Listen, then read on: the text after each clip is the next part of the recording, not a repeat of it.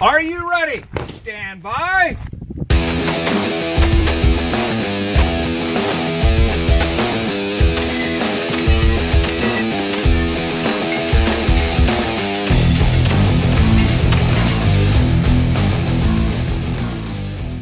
Welcome to the Three Gun Show, episode 103. I'm your host, Dave Hartman.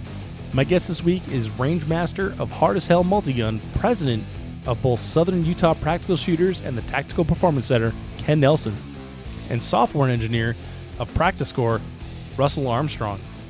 Before we get into the interview, I want to thank you for downloading and listening to the show. The Three Gun Show is a weekly podcast dedicated to the fastest growing shooting sport, Three Gun. Each week, I bring you an exciting new episode featuring one of the many awesome personalities in Three Gun, and we talk about training, gear, match strategy, funny stories, and just generally have a great time. If you like the show, there are multiple ways of supporting the podcast, including using our affiliate links when you shop at Brownells, Amazon, Cabela's, and Optics Planet. Go to threegunshow.com/support for the links. Now, I also want to tell you that you can get your copy of the Three Gun Show match checklist free by going to threegunshow.com/checklist. Enter your email and you will receive a free PDF download that includes everything that Jansen Jones takes with him when he travels for a match. I created this checklist for myself and it helped me pack for Hard as Hell, so let it help you too. After the match, I sat down with Ken and Russell to talk about the beginnings of PractiScore and where it is going in the future. I was blown away by all the different features that these guys have in the hopper that they're working on, and you will be too. Links in the show notes at threegunshow.com/episode 103. And now please join me in welcoming to the show, Ken Nelson and Russell Armstrong. Guys, welcome to the show. It is so good to be here. I'm a little bit tired, but I'm happy to be here. Thanks, Dave. It's great to see you. I'm excited that you guys are back. Ken, I got to say, great match. This is a lot of fun. This is part two. This is our second attempt at trying this out here. Yeah. Because we sat down like the first day of Hard as Hell, and to set the stage for the audience here, we're at a Tactical Performance Center classroom, Southern Utah Practical Shooters, and we just shot the Hard as Hell match. It's like probably like midnight if I had to read by how dark it is outside. By biology and daylight, it seems like it's midnight. Yes. And everyone's tired, so a good match was had. And Russell, saw you cruising around the entire match with your pickup truck and running stats and running iPads and stuff like that. So it was cool to be able to get the live updates on PractiScore and see where everyone was standing. Yeah, we try to bring a little bit of excitement and spectator participation, from home, because people like to track how their people are doing when they're at a match. It's surprising how many, to talk in geek terms, when people are watching the website, we can track how many people are actually following a match based on the views we're getting on that match's results. And it would surprise you when you see how many people are actually spectating the matches remotely through PractiScore. So it's pretty cool. That would surprise me, and I definitely want to get into that, because that was one thing I was going to tell you guys, is I have a lot of people that will ping me on social media and stuff like that and ask me, like, how's the match going? What's it like? Who's the leader and stuff? So those are probably the same people that are looking at it on PractiScore as well. So it's kind of interesting. But guys, the reason I wanted to talk to you was PractiScore, and Ken, I had reached out to you before I got here. Said, hey, man, let's sit down and talk. And we were like, hey, let's get Russell in here, because Russell's like in the ones and zeros part of it, right? And then we shot Hard as Hell. And so I feel remiss if I didn't discuss this match. Yeah, let's talk Holy crap, man. So this I would say was, it's funny, because you when you shoot a match, you're like, oh, this is the funnest match of the year. But this match was so unique compared to all the matches I've shot this year. And I'm very privileged. I got to shoot a lot of matches this year. There was, a mix of fast-paced stuff, and then moving a ton, and then getting back into a bay, fast-paced stuff. We had open terrain, running through stuff, running down stuff, jumping in things, jumping out of things, 600-yard targets, clays flying through the air, tons of steel, and just generally a good time. And one of the cool things that was pointed out to me was I think it was Brian Vaught, and he said, even the guys that are taking this match serious aren't taking it so serious that it's ruining your good time. Right. Right. Yeah, that's not the spirit. Yeah. Spirit is a great way to describe it. This match has its very own unique spirit to it. Right. It comes from the match, and it comes from from the competitors. It's a little bit circular. It's what we want. It's what they want. And the first year we did it, we came up with this basically hard as hell ha. It actually kind of became like I'm not sure the right English term, like an adverb. You just come up to somebody and say ha. Right? And if something sucked, you'd say ha. And it just kind of went from there. Oh, so now the old timers, the first year guys, and the staff, we talk that way. Something sucks, we just say ha. Yeah, I was just talking to Kerry Palmer, and he's like, "Yeah, I've been doing this since 2012," and I'm like, "Huh, I didn't even know it existed that long." Yeah, we're coming up 5th year. That's great. 59 shooters. So first year, and much more this year.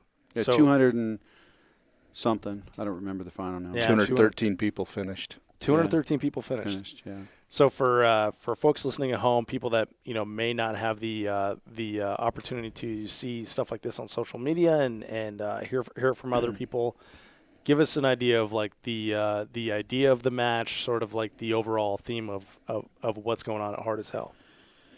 Well, I run a range, right? So we pay for the range by events, right? So I need to create some events that attract people.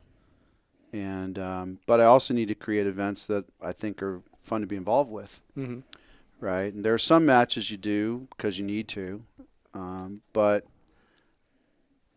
you do them, but you're not. And I enjoy it, but it's not something that like is life changing or anything like that. Hard as Hell is quite the opposite. Hard the Hell we look forward to. It is fun to build. It is fun to run. I love the nature of the competitors that come. Not a completely different crowd, but I would say a select set of the practical shooting community is interested and comes to the match. It's also a very attractive match to newcomers. We get I think there were 30 or 40 people in this match. That was their first multi-gun match ever.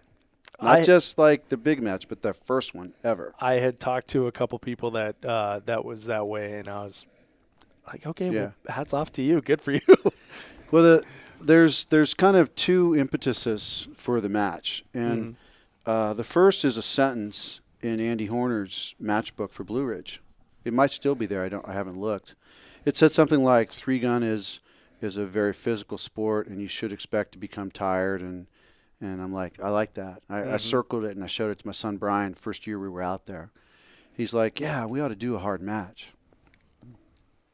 And that got me thinking about the Army. I was in the Army. I joined the Army when I was 17, and you go to the rifle range and things are easy, right? It's all slow, and it's more about accuracy and safety. Then you go in a live fire exercise, and everything's instantly goes from zero to almost impossible. Yeah. Right. You can't reload. You can't see because your helmet fell. You're sweating. Your glasses fog up. Everything becomes even the simplest things become so much harder. And I said, I'd love to try and give normal people, regular folk, a sense of what that's like, see where they are when it really becomes hard. And those two ideas merged together, and it became the initial idea. I called Travis Gibson, and I said, hey, we love Iron Man. We don't want to copy it, but we want to do something that's hard. Do you want to have maybe an Iron Man South, right, or an Iron Man Winter? That didn't quite work. Probably wasn't enough steel around or something, but just bad timing probably. And so we went off on our own, and we just literally Brian and I, my son Brian and I, just came up with Hard as Hell, like over dinner somewhere. That was it. And the name works, and it definitely describes a lot of the obstacles, a lot of the stages, and a lot of the targets. Well, yeah. The thing about Hard as Hell, we also decided at that initial dinner meeting, was that it would be hard as hell, but it would be doable by all. Yeah. And that's the design challenge. How do we make it interesting to a CrossFit athlete? Like we had a team from LA Sheriff's Department come up, all CrossFitters, all amazingly fit. Mm-hmm. How do we make it hard for them? But how do we make a 72-year-old guy with bad knees? How do we get both of those guys to enjoy the experience? And we do. So the oldest guy to do this year, I think, is 75 or 76. And the youngest was 13. So the challenge is, how do we design a match that keeps all of them satisfied? That was one of the goals of the match. You know, I'm big on goals and big on back planning from what I want. So it becomes a mix of the stage design, the obstacles, the spirit of the ROs, and the attitude of the ROs. All these are intentional. The attitude of the range master is going to come in and make accommodations if we need any, and the timeout as well. Then So you just put that in a happy mix, and you come up with something that literally anybody can do, and you bite off as much as you can chew. So for a layperson, what's a timeout? Timeout is the maximum time that you have available to shoot. At this match, it's 300 seconds. Which is a ton of time compared to a lot of matches. It seems like it, 5 minutes. Yeah, right. that's a good point. It seems like an eternity when you can't breathe. Right. And in some cases, when we've made mistakes and made it too hard, we've upped it to 400 seconds, just right on the spot. You know, because that's the spirit of the match. Right. We're not going to be hard asses about something that should change. We're going to admit we make a mistake, and we're going to fix it if it's possible. Yeah, and you don't want to time out like 50% of your match. That would be terrible. Right. So you put all that in a happy blender, and you come up with a match like Hard as Hell that literally world-class athletes will be gasping for breath at the end of stage. Mm-hmm. And 77-year-olds that can barely walk will finish. Yeah. And then somehow my design team managed to accomplish that every year. And they're truly astounding. I'm the public face of it, but I've got a deep team behind me. Oh, of course. Yeah, and so interacting with your team all weekend was a ton of fun too, because you're surrounded yourself by a bunch of great people. The match was incredible. It reminded me a lot of Spartan races. I've run a ton of Spartan races. And if you're into Spartan races and you like guns, like Hard as Hell is like the place for you. Yeah, I mean, I'm not going to confess. I'm not going to deny that I take inspiration from other matches, Blue Ridge, Iron Man, to a certain extent, Rocky Mountain a lot, and that I do see what Tough Mudders and Spartans are doing, and see how I can fit that into shooting. Absolutely, I send pictures to my prop builders. Hey, do you guys think you could build this? Or I'll ask Brian, my son, hey, do you think a AR could like stay submerged for a while? And stuff like that, and we go from the extreme and bring it back to that standard of make a world-class athlete gasp for breath, and a 77-year-old with bad wheels finish. Right. It's got to fit in there. I've had the opportunity to go to a lot of matches this year and see how they're built, and a lot of, not to detract from anything that anybody's doing, there's a lot of creativity and testing of shooting skill going on.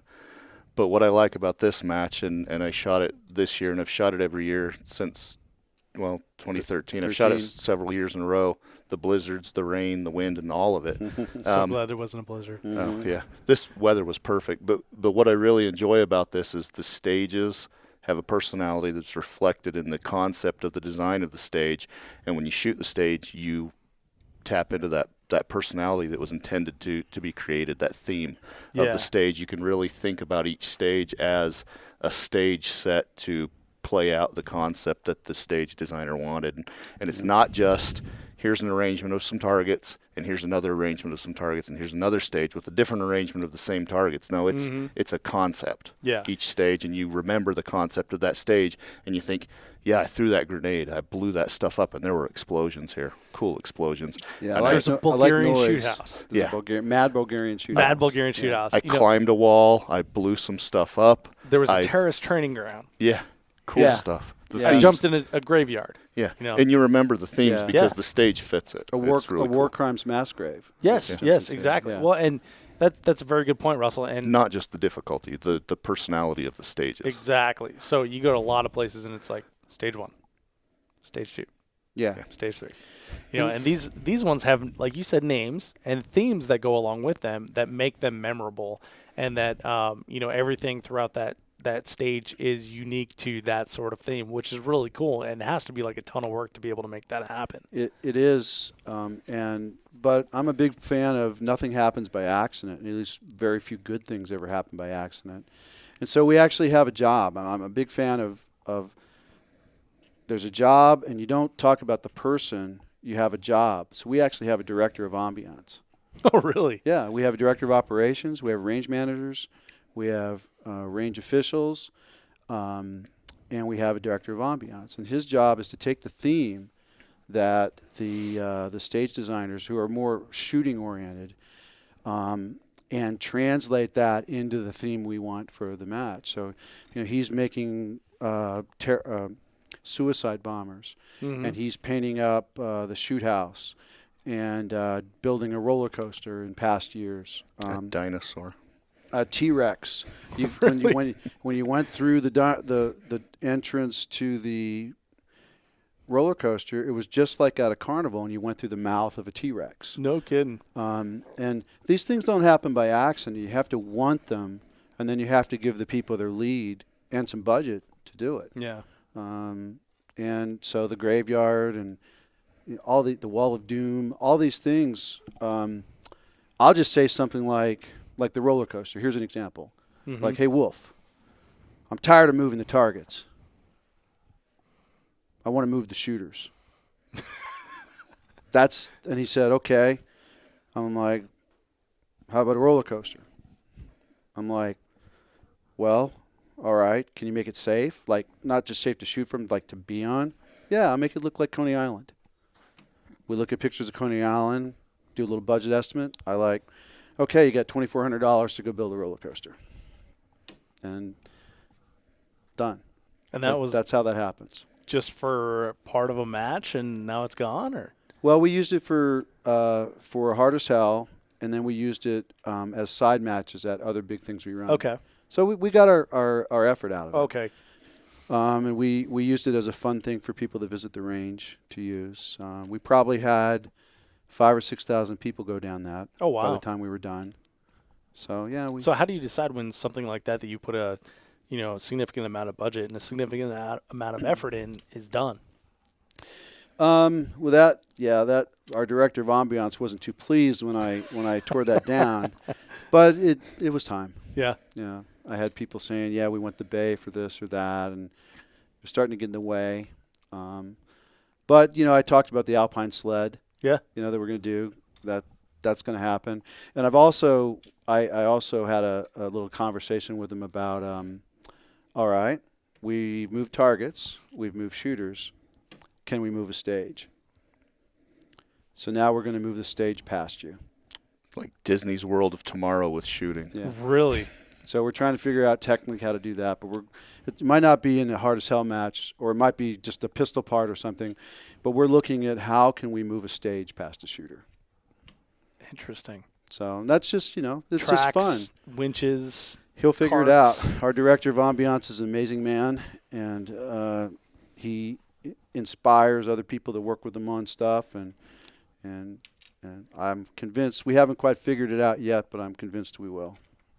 So, one of the things that I noticed about this match is if you're not as good of a shooter as you should be, We'll tell you. You can move faster to overcome that some of that time. Yeah. And I probably know like a dozen or a half dozen shooters or more that would complain about that, saying like, oh, well, that's not shooting.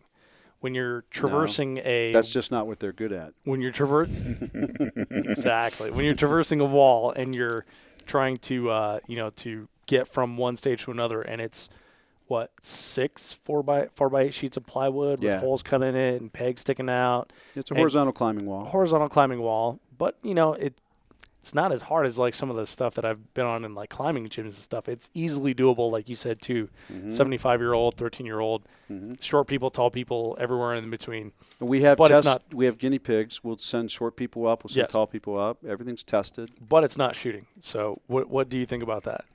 Not much. I have my thoughts on that is there's a bench range next door. So Yeah. that is just shooting.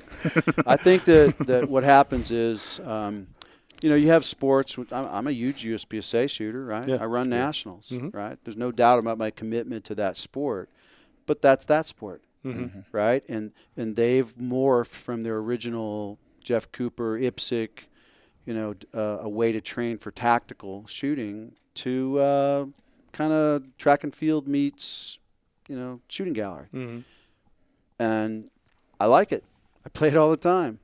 And they've come to an ethic where they don't want physicality to be too much of it. And that's their choice. And people who dig that can shoot it. For this match, we've come to the decision that physicality and being tired and testing yourself at your mental and physical limits is something that participants in this match should expect and like. And you shouldn't bitch about it if you shouldn't be, you shouldn't be surprised. Right. And B, It's right in the name. read the website. Every game you could possibly want is available if you're a purist. Yeah, absolutely. There's F class, there's NRA action shooting. Yeah. We sometimes get together and go do a round of sporting clays over at the shotgun range for a light afternoon entertainment because you can stand in one position and practice your clay shooting. But nothing is quite like hard as hell. Yeah. Well, I'm not very sympathetic to people who who think there's only one answer to the shooting game. Yeah. I play about 20 different variants of it. So they all go to one skill set and they can all be built into this one. It's true. That's very true. So for me, I have to say that I quite enjoyed that because where, I was deficient in shooting, I was, totally okay with jumping off of like a 5-foot ledge into a trench and then taking up a position rather than just kind of slowly crawling down it, It's like, okay, Yeah. well, if I sacrifice the body a little bit and, push and run in some of these situations, climb up on the walls, go on the traverse wall a little bit faster, then I can make up for my deficiencies in shooting. So for me, it actually worked out pretty well. I was pretty excited about it. Well, you're not necessarily making up for your deficiencies in shooting. You're just playing the game the way it's intended. Exactly. Yeah. I mean, that's just my answer to any of that. Because it's an overall score, right? So Right. all that lies within the score. Right. If I just wanted you to go shoot a shoot house and that's it, I'd say, here's the shoot house. No, what I want you to do is get dog-ass tired before you get into the shoot house, and then let's see what happens. Let's see if you forget targets. Let's see if you don't feel that your gun went to slide lock like the way you might normally because your arms are oxygen starved. Let's just see where it is. It's just fun. Oh, and that definitely happened to me. There was a stage 6, I think, is where you had to carry an egg. You have to carry an egg while you're shooting pistol. You have to protect an egg. Yes. To protect an Carry egg. an egg. That's another way to look at it is you have to protect your egg. Ah, gotcha. If you thought about it that way, then you would have probably not broken an egg. Not that you did, but other shooters. Right. Yeah. Ah, that's a good way of looking at it. So the rule states that while shooting, you have to have an egg in your hand. Yeah. In your, I don't think in your offhand. Is it offhand? It's specified offhand? Okay. I hardly listen to stage descriptions, but No, it's fine. but while doing that, like I actually ran by 2 targets holding an egg. Yeah. Yeah, and yeah, exactly, because I'm concentrating on not squeezing this thing too hard, but holding on to it tight enough where I don't drop it. And then this is a cool match because there's actually coaching involved in it. So Yes. the RO shouts at me, 2 on the left, and I wasted 2 seconds running back and hitting those targets, but probably saved me 30 seconds. 30 seconds. Failure to engage. There's 2 things about that. One is this is kind of a difference of how you think about matches. I've been to any number of matches where they give me a rubber chicken or they give me a briefcase, and I don't care about it. Mm-hmm. I bite it with my teeth. I do anything, and I just go back to freestyle shooting. Mm-hmm. Right? Well, if you use an egg, there are consequences when you don't protect what you're supposed to carry. You got yolk on your hand. You got true. yolk in your mag well because you shoved the egg in there instead of a magazine. or you went to your mag with your egg and splashed it all over. So a lot of people kind of think the egg's gimmicky, but there's actually a very hard, well thought out rationale about why we use an egg. Yeah. And I'm getting a different vendor next year. I think our eggs this year were too tough. Well, and one of the guys on my squad actually broke his egg and had to put the bits in the pan. And unfortunately, it was like right before he got to the rifle. So it was at the last little bit of crawl through where you had to like crawl on your hands and knees under in the rinsing tunnel. In the rinsing tunnel. So he gets out, and of course he's like trying to wipe his hand on the ground, but now he's got like burnt egg on his handguard and so he's gonna remember that for months now. Yeah. It's going to smell it. It's gonna smell it every time he fires that rifle up. But people don't like the egg. Well, actually, people love the egg. A lot of people, the way they describe it is, I hated it when he did it, but I loved watching it. Yeah. Right. So it's a bit of a squad spectator thing. But we're not just being stupid with the egg. The egg is a very, very considered, and if I could figure out some other easy match, administrative way to have you something to protect that could break, I would use it. But eggs are perfect and they're cheap. Christmas bulbs. They'll be on sale in January. Can you cut yourself in a Christmas bulb? Sure you can. There's more consequences to that than an egg. I like where you're heading. Vicious. I know. Well, I'm Nice, done Dave. shooting, so I'm Wow. all into the angry stuff now. All right, so we're going to call that stage the 3-gun show Christmas special. Yeah, there you go. I'll even supply the bulbs. Dave All wants to plan hard as hell next year. He wants in. I'm pumped. This was so much fun. But on the coaching part, so you can always tell a first-time competitor at Hard as Hell. At least when we get like a USPSA guy or somebody that's coming in from the more formal stuff, is they come to me and they want to reshoot because they got bad coaching. Mm-hmm. And I just you should pick a better coach. I mean, coaching is part of the game here. Don't do what they told you. Right? But he was an RO. And I'm like, in the rules it says if you don't want coaching, you can ask for no coaching. If not, they're going to do their best to help you through this. Mm-hmm. Right? And that's part of that equation about that 5-minute timeout, getting first-time shooters, pros through the match. We felt coaching would help that. But even more than that, like Ironman is our first major match experience with coaching. I just loved it. I love everything about it. So I knew that any match where I could legally do it, like USPSA, you can't do it past level 1, that I would incorporate that into our matches. I have no qualms about having that in any match, period. Well, the cool thing about it, too, is the coaching at some point turns into heckling, and then just everyone has such a great time, and it becomes, charge it, and you're like, I'm charging it, shut up. Yeah, so you're going to get, I would say that, there are probably some people that lost some time to bad coaching. But I'm pretty sure that the number of seconds saved by penalties from coaching this match is probably north of 5,000 or 10,000 seconds. Yeah. I never spent 30 seconds making up a target I was told to go back to that I wouldn't have lost 15, on FTEs. Yeah. But it's not necessarily about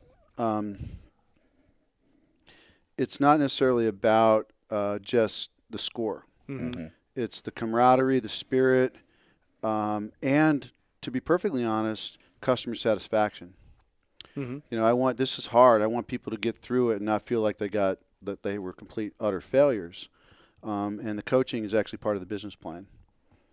Happy customers. Yeah, and seems like it works out pretty well. It creates like a cohesive team out of your squad rather than just like, additional competitors. Yeah, we hear this a lot. Like the first day, people are new to it. They're still a little bit uncomfortable if they're coming from another environment. Yeah.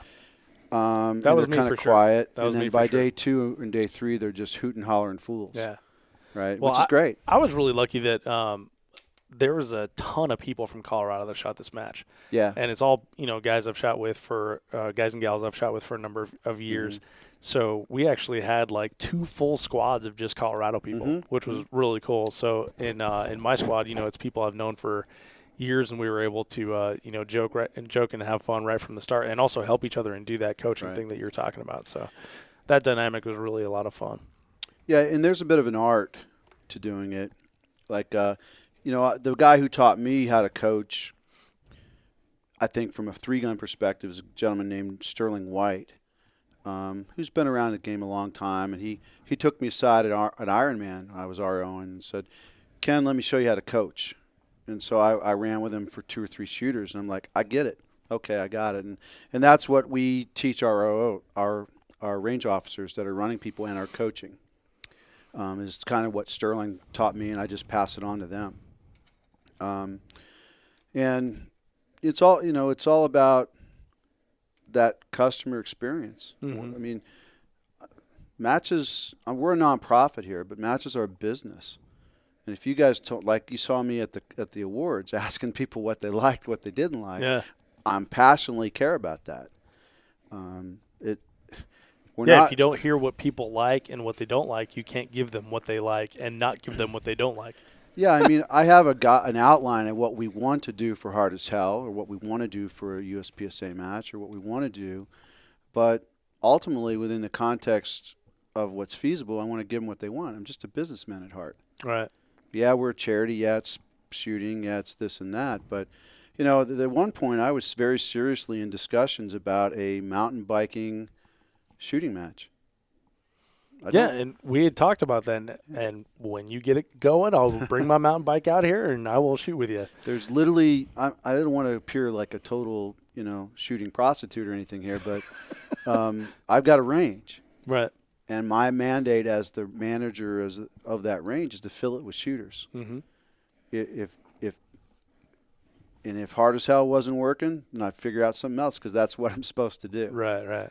Now, I think Hard as Hell is working, and Nationals is working, and Area 1 filled up in a couple hours, 570 shooters. So I think that model works. And I'm not a genius for figuring it out. I run other businesses. I just do what I do there in this part of my life. Right. It's very simple.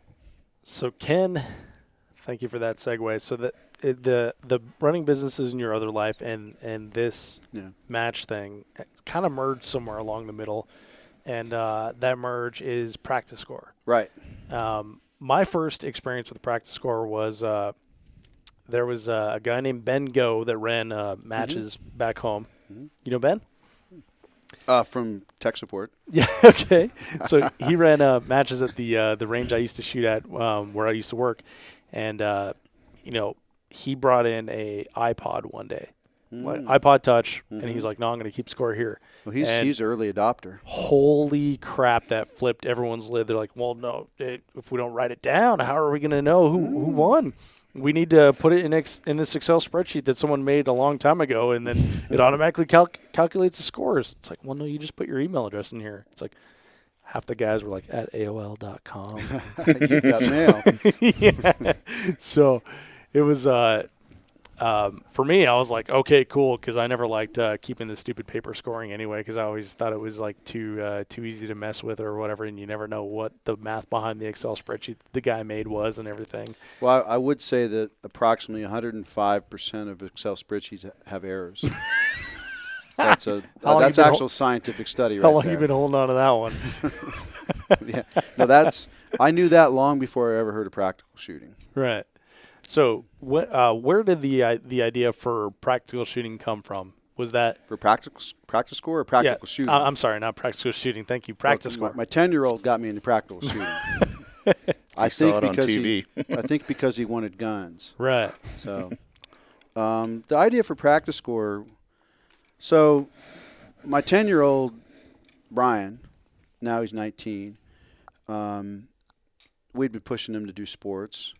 And he came to me and said, "Dad, I got this sport I want to show you." And he showed me a DVR'd Jim Scouton Shooting USA episode about IDPA Indoor Nationals.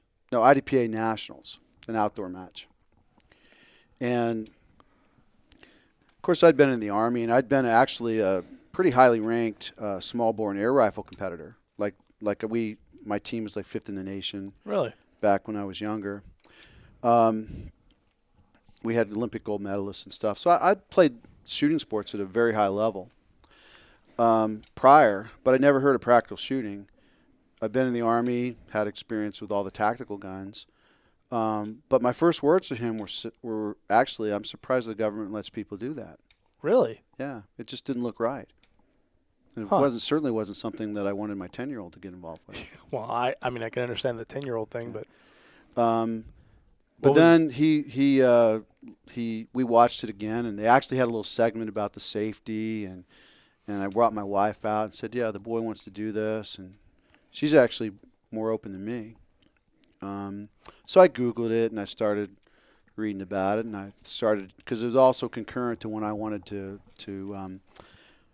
get a concealed carry permit, and I was nervous about if I was actually going to be confident, competent, safe to even do it. Mm-hmm. In the Army, I carried my pistol right here. Mm-hmm. Which is on your chest rig, yep. Because I didn't want to I kept weight off my legs so I could hike longer. So I Googled, and I found a club in Vegas. I Googled IDPA. I'd even heard of USPSA or anything like that. Met a guy named Dennis Hall who couldn't have been there couldn't have been a better person to introduce us to practical shooting. Just a gentleman, sportsman, great guy. We did that for a while. He had a spreadsheet. And Dennis was particularly diligent. And we would get the results when we got home from Vegas. We'd get the results. And then one time we did that for about 6 months, and then somebody said, "Why don't you shoot in St. George? There's a USPSA club there." I'm like, "What's USPSA? Is that like, what is that?" And he's like, "IDPA, only no vests." Yeah, only faster, less fishing. And so I found Jim Mead, who was the club director here at Southern Utah Practical Shooters, and we brought my kid out. And as usual, it was the awesome. We get here, and it's actually a 3-gun that week. And so in like 3 minutes, I've got a shotgun and a rifle people have imposed upon me. And so that's the spirit of the game, I think. Yeah. Like at your club, I'm sure if somebody showed up, they would just start handing them guns. Oh, right? yeah, absolutely. No, really, it's okay. Yeah, so about They're perfectly safe. a week and a half later, I found out that I'd won the rifle part, probably because of my rifle shooting in the back and but it was how long? A week and a half later. Ah, yeah. To get results. I'd forgotten anything about the match by that point. Yeah, exactly. You anything forget specific. the stages. You have no clue what you shot. Right. So Dennis used to get the results quick, and our guy here was great, hard working, but it would take him a while. And so we were running about a week or later, and then he got sick. And so the club director came to me and said, "Hey, Ken, I know you're good with computers. You probably can figure out easy win score. Do you mind doing stats?" And I'm like, because Bob's sick. And I'm like, "Sure." And in my head, I'm going, my wife would enjoy doing that. She's an accountant by She's trade. an accountant. Oh, she loves spreadsheets. She likes numbers, data entry. She smiles when she taps in data. I've seen it. She smiles. She enjoys it. Oh, weird. And so I go home and I say, hey, baby, hey, sugar. I got 400 score sheets in my hand, right? And I got these scores. I told Jim that because Bob's sick, I'm going to do the stats, and I was kind of hoping you would help me. And she just looked at me and said, "Hell no." She literally said that. My sweet wife, who's always smiling and happy, said, "Hell no." But not a pushover. No, she's not dumb by any means. She's definitely the smarter of the two of us. So there I was tapping in scores, and I emailed them out about 2 a.m. Saturday night, Sunday morning, because I was going to, dang it, I don't want this week. I was going to do it. Right. And so Then it started. Then this email came in. Yeah, this score's wrong. And I'd look. Yeah, I typed it in wrong. Yeah, this time's wrong. Or you didn't enter my stage 4. And I go and find it. Yeah, it's there. And I started to just hate it. And that's the only time I ever did it. Huh. Only time I ever did paper, easy win scoring was that match. So did you just turn down the responsibilities after that, or what? No, I got on the internet and I found a tool called StageScore, which is a Palm-based scoring system. Ooh, fancy. Right? Palm. And So for the millennials out there that have no clue what we're talking about, what's a Palm? it's like It's a PDA. it's like I don't even know how to describe it That's to another the word. young whippersnappers. Right. It's kind of like Somewhere between a steno pad and an iPhone? not even the iPhone part's being generous. It's like a iPod with no music, and black. It's and, like an iPhone with no phone. and monochrome. Okay. Yeah, it's not the got predecessor color. to all the It's- touch devices it's, we it's have not now. There you go. You have to use a stylus. Yeah. But a guy named Rod Cassidy had put together an impressive scoring program on this Palm. It was called StageScore. I saw that. I think I saw that Monday. I bulk ordered off eBay 20 Palms. I called Rod, worked out to buy the license for the club. He had a company named 3 Dog Software. He's got 3 dogs. He was in Albuquerque. He's since moved to Florida. And the next match we scored with StageScore. Huh, okay. And it was great. And how'd it go? It was great. We had scores that night. I had no problem. It worked. But then Palm started dying. The brand that makes the devices, right? The machine started dying. Oh, okay. Like every match. Oh, And- okay. And I'd lose scores, and we had to use paper because you couldn't trust it. Oh, yeah, paper backup. Yeah, and I wasn't feeling like it was the right answer. So I had an engineer. I run a software company, and it's a long-lasting software company. We first did stuff in '86, and the same company's now still chugging along, doing very well. But the issue is that the engineers there were feeling a little bit left out. They'd missed the web boom because we're not a web company. And they definitely didn't want to miss the app boom. Right. So I was feeling the pressure to start something to retain talent. I called it a sabbatical in place. Okay. You yeah. still work here. You just work on, maybe you can pick a project that interests you. And if you want it to be an app, great. So I had a guy who was one of our more talented people, and he wanted to do a sabbatical in place in apps, but he couldn't think of an app to write. And I'm like, I've got an idea. Here, I showed him StageScore, and I said, "Can you do something like this on?" It was not Russ. Russell shaking his head here. Not me. It And wasn't. so that's how it happened. I said, "I need you to do StageScore on an iPhone," right? Because I had an iPhone. Mm-hmm. That's how it happened. iPad So, 1. but so we did about 4 or 5 matches with StageScore, and then shortly after that, about a week, we had the first version 0.01 of PractiScore done on the iPhone, and that's how it happened. And my intent was to just use it at my club. Interesting. So how Never many? had any intent beyond just using it right here. So how many years ago was that? That would have been 2000. 6 years probably. Yeah, 12. Yeah. So So it's Ben 11. definitely was an early adopter on that one. Yeah. And that's how it went for a while. Probably a year. We just Mhm. used it here. So you just used it here for a year. Yeah. You had someone develop it like an entire piece of software Yeah. just for the range. Yeah. It, Well, So it was pretty much hard built for USPSA scoring in Yeah. the initial Right. concept. It was a USPSA scoring app, and it still reflects that a little bit. Yeah, I don't some recall ways. there being any other options for scoring when I was using it other than USPSA. Yeah. Hit factor. Yeah, scoring. hit factor, yeah. And it was very bare bones. I remember the first match. The only time we've ever lost scores that I'm aware of in PractiScore that I can account for. We have reports of scores being lost here and there, but we cannot account for what's actually they're seeing. Was when we hadn't accounted for the fact that people were using iPhones and could get phone calls.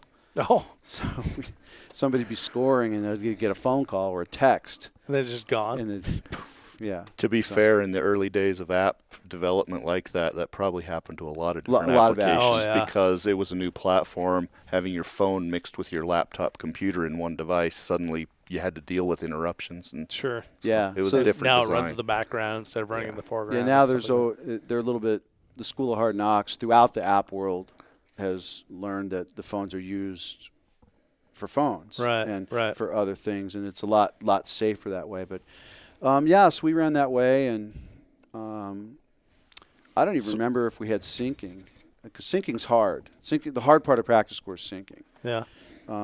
And I keep looking at Russell for like a head nod or a, yep, that's hard, Right. or a, holy crap, that ruins my day.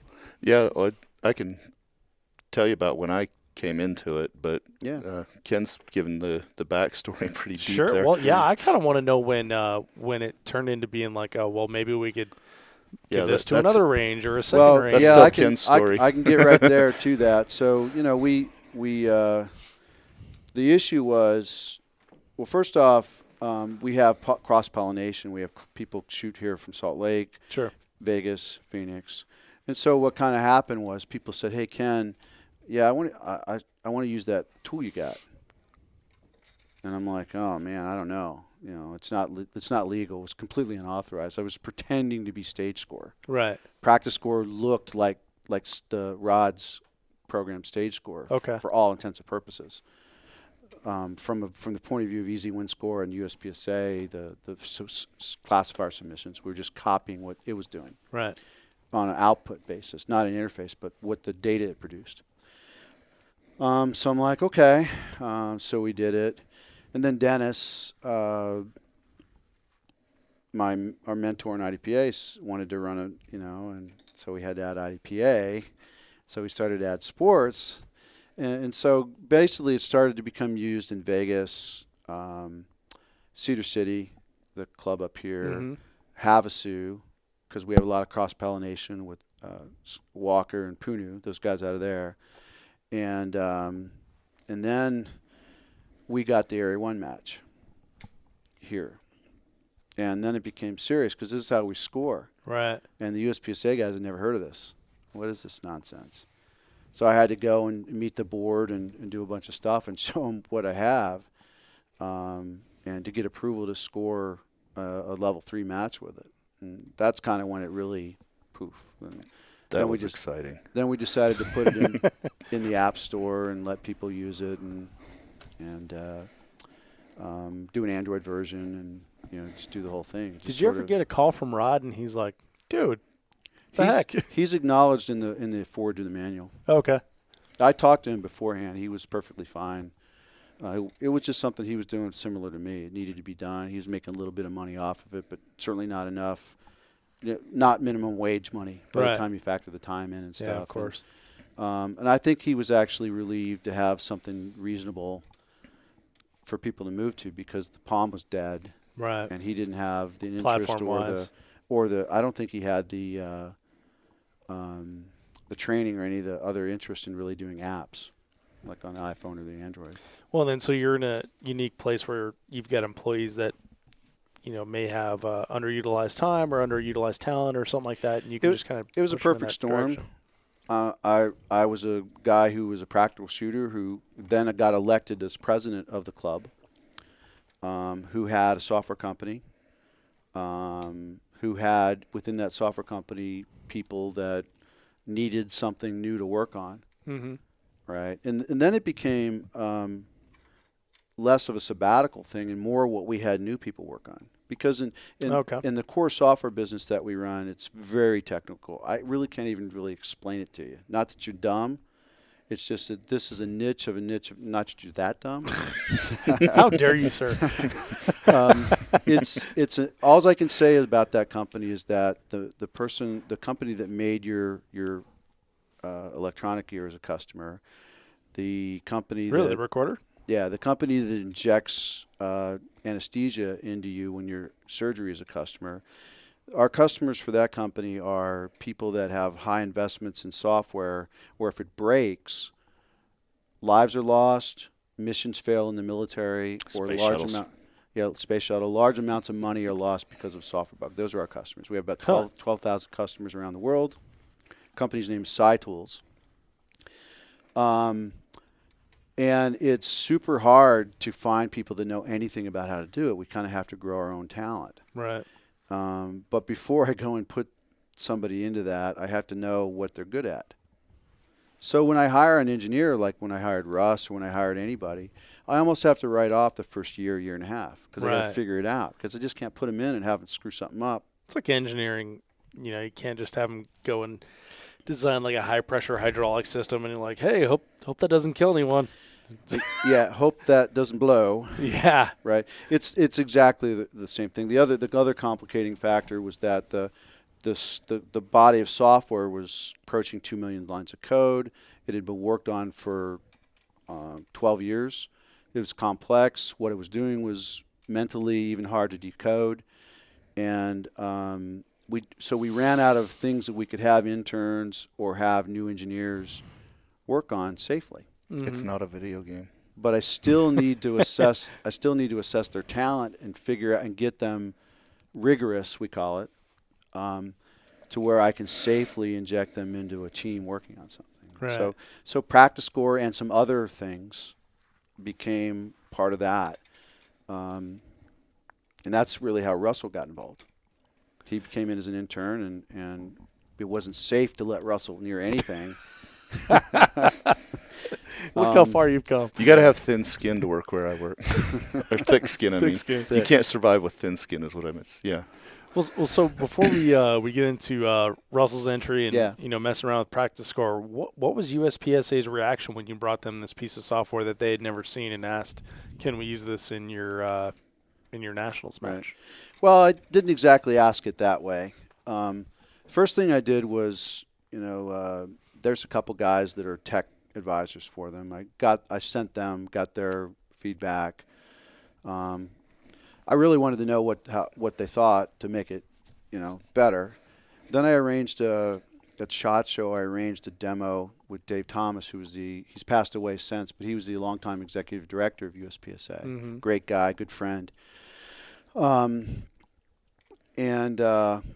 you don't hit people with this big mama whomper of something. You do it in a staged way. Not that I was being, manipulative. That's just how I do stuff. Right. So that's what happened. And so basically, I got them excited about it. And Show them how it'll benefit. And then them. I asked them about Area 1. And say, why don't we use my match, my Area 1 as a test bed for this? And did you still do paper scoring complementary to it at that time? Even to this day, they still require that, which is stupid. But anyway. Was there paper scoring at this match? No. But this isn't a sanctioned match of any sort. Right. So. Well, I understand that. Yeah. But the reason I was asking is because there's well over 200 competitors at this match. So we had zero. We don't lose errors. scores.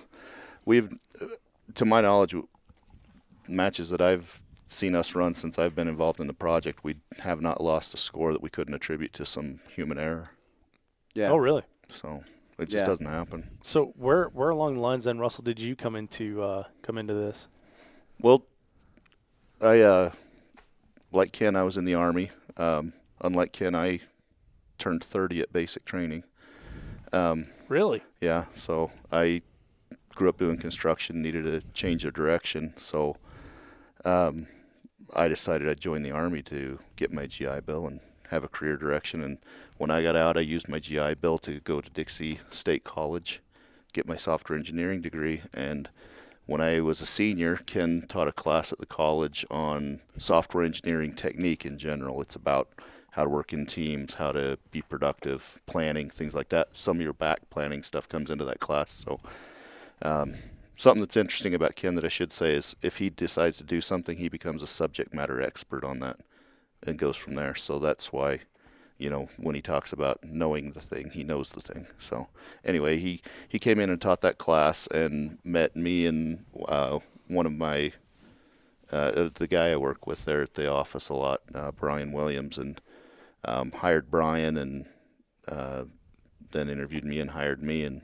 he liked us because we were vets and recognized work ethic, and so That's a challenge to find work ethic. We got in recent college grads. We got hired a lot on that basis. I've seen a lot of them. And being old guys and crusty and having beards and all that. So anyway, profiling is what you're saying. Yeah. So we started there, and like he also said, he started us on other projects. The interest was always in shooting. When I came in, I loved shooting already, but I didn't know anything about practical shooting. But my brother and I started immediately coming out here and working on projects here at the range. We built some of the buildings, laid all the wire in the ground, stuff like that. So,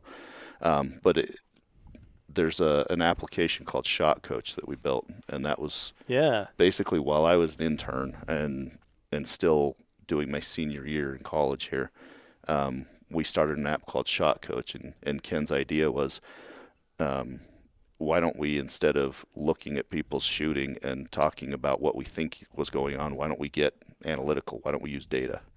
We need to know times between shots. We need to be able to look at positions. We need to be able to analyze with real numbers and real metrics what goes into shooting and what makes it good and what makes it bad. Yeah, the idea was to be able to account for all time spent on a stage. Yeah. Okay. And it does that. Yeah, so this was my first project out of school, and school's all theory, and school, everything looks really hard, and then you go into a company and you start working for them, you start actually seeing what it's like to actually build an application that somebody's going to want to use. Sure. A real thing, not a dumb school project. So this is what I was thrown into, and I still consider it to be kind of a hard project. Very hard project. And I loved it. It did things that are pretty interesting in software engineering, and if I say something that's nonsense, just ignore me or edit it out. Anyway, it did. Techno gibberish and deleted here. Yeah. So I'm a mechanical guy, so you may have to talk in small words. So something that's hard to do in computer science is signal processing. Mm-hmm. Lots and lots of data points moving past really fast. Trying to pick shots out of audio. Okay. Trying to with feet crunching on gravel. Yeah. Or echoes coming later. It was the kind of thing that's rigorous that I need to test engineers on before I put them in the real game. Right. Shots bouncing off of berms, not being the shot that you want to mark. You want to mark the real shot, not the echo bouncing off the berm, not the echo bouncing off the wall, stuff like that. So it was a pretty interesting project, and we got it working, and I think it's a pretty cool app. We've distributed it for a couple of years now, and that was my first project working for Ken. Everybody I worked with got to put up with me banging on blocks and making loud bang noises from my office. Fortunately, we had separate offices at that time, so I could close the door.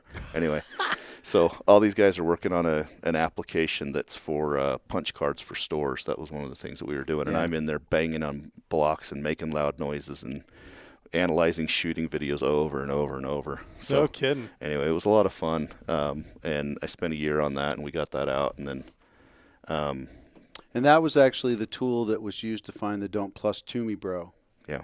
Don't plus to me. Have you heard that cheating scandal in the southeast section of the USPSA? There's an RO. People you were using Shot Coach to time their stages, and they were coming up with numbers that were different from what the scores were. Right. And then somebody sat down and realized that this was all happening from one RO. Yeah. Who was plus twoing his enemies and minus twoing his friends. And he was that video of him not showing the timer to anybody. He'd always hold it up to his chest. Yep. And so that actually kind of was what made people more aware of Shot Coach. I can imagine him shaking his fist and cursing Shot Coach to this day. So. And of course, the other thing about that is that what caused that idea was I needed to integrate Rust into a rigorous software environment. And I run a training academy, and I needed to look at shooters, what they were doing. Sure. So, the two interests, the two needs mesh. And I don't want to waste money or do anything like that.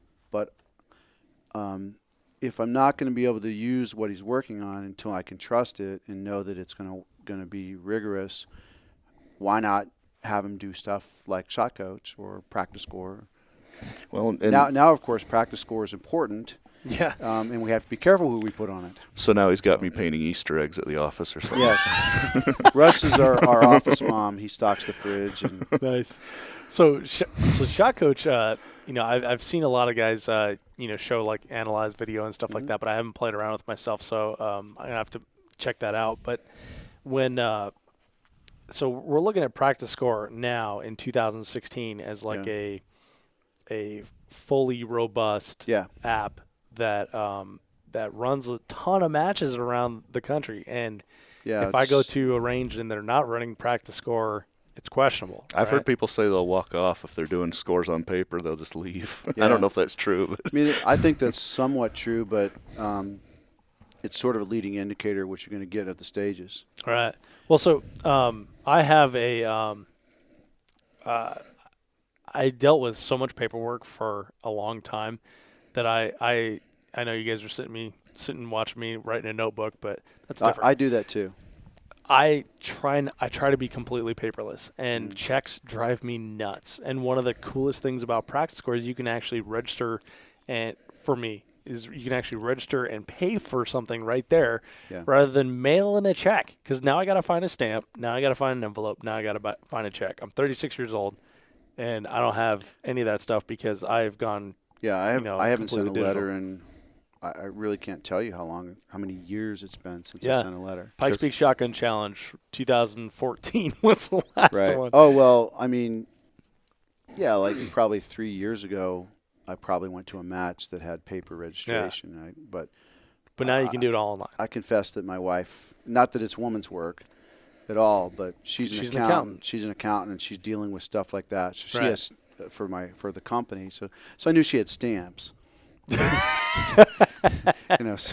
So I'd fill it out. I guess we did USPSA Nationals work that way until a couple years, 3 years ago. The ones I ran were used PractiScore. So when did you make the decision to turn it from we're scoring USPSA, now our buddy wants IDPA to like a fully integrated type of match management system? I came to the decision that for it to work, it had to be comprehensive. That you couldn't take a little bite of the apple and have it work. Right. Because the other thing is that everything that PractiScore does, ultimately, if you trace it back, is because I needed it at this club. This is sort of the scratching your own itch. Yeah, I mean, it solves everything in there. I guess if you could sum up the current PractiScore philosophy is, if it ain't in there, Ken didn't need it, right? And if Ken didn't need it, you probably don't either. And that sounds egotistical, but if you look at what we do here, we run some of the largest multi-gun matches. We do run the largest pistol matches. We run the largest outlaw matches. We run 16 matches, club matches a month. 16 club matches a month? Yeah. Jeez. I mean, we get it done here. And so all of a sudden that drove what PractiScore needed. And so then it became, I think the key to think about PractiScore is who's the customer of PractiScore. If it's free, but if you look to use a business metaphor, PractiScore is all about clubs. I say that we're sport. We're sport agnostic. Thank you, Russ. I'm getting tired. It's been a long day.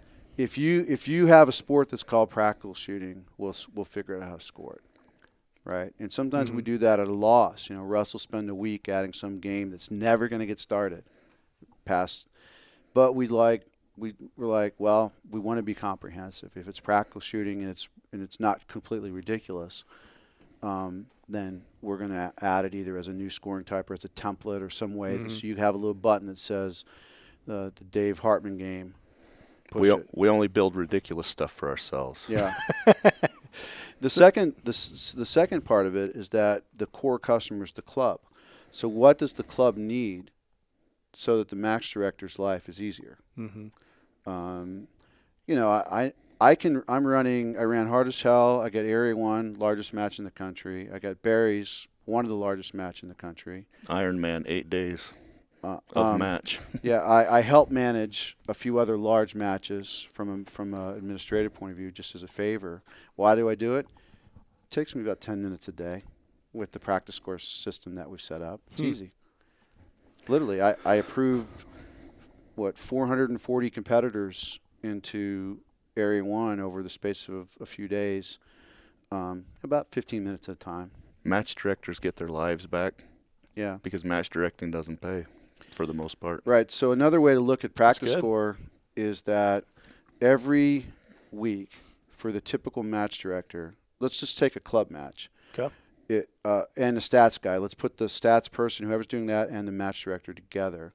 We're saving, I would estimate easily 3 to 4 hours a week per match director times 500 to 700 clubs that are using it. So we're saving basically 2 years a week. That's a lot of time. That's why we do it. That's amazing. That's why we do it.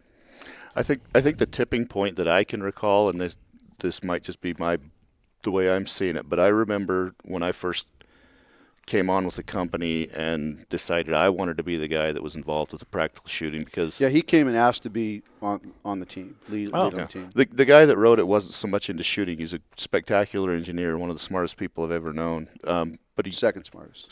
One of the, not the, but one of. Well, he hadn't met me yet. So. Yeah, but he didn't love shooting, and I was getting into it, and I really liked it, and I grew up shooting. It was just kind of, I knew I wanted to be part of it, and so I participated in that Area 1, the first one. Yes. And the original online system for that was strictly posting the results and making them available to the competitors. Right. And there were some hiccups there because there was a massive amount of traffic. And that, me, was an indicator of where this was going at that point in time. Right then, I saw that traffic and what it was, how that tested what we had built. Mm-hmm. And I thought, this is cool. This is going somewhere. And back then even, I thought, this is going to get huge. It's gigantic. I remember sitting at a match one time where everyone, you look up and, I was the only one that didn't have a smartphone at the time.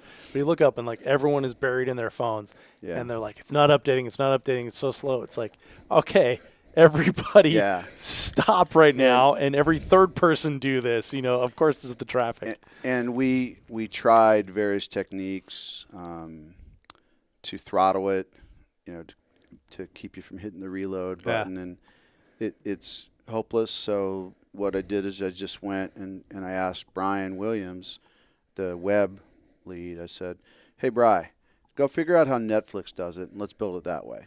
Make it because I don't know anything about web stuff. Mm-hmm. Every web project I've ever had has been a huge pain in the tush, I probably have a few $100,000, easily $700,000, $750,000 worth of wasted web projects at this company. Mm-hmm. Before I ever heard of practical shooting, so I've always been very leery of them. But I figured, well, in for a penny, in for a pound. So I asked Brian to just go figure out how Netflix build their system, and that's actually Dropbox and Netflix are actually our architectural models for PractiScore, because that's the kind of it's not getting that level of activity on a scaling thing, but when you look at it from the view of an individual server, right, it's similar.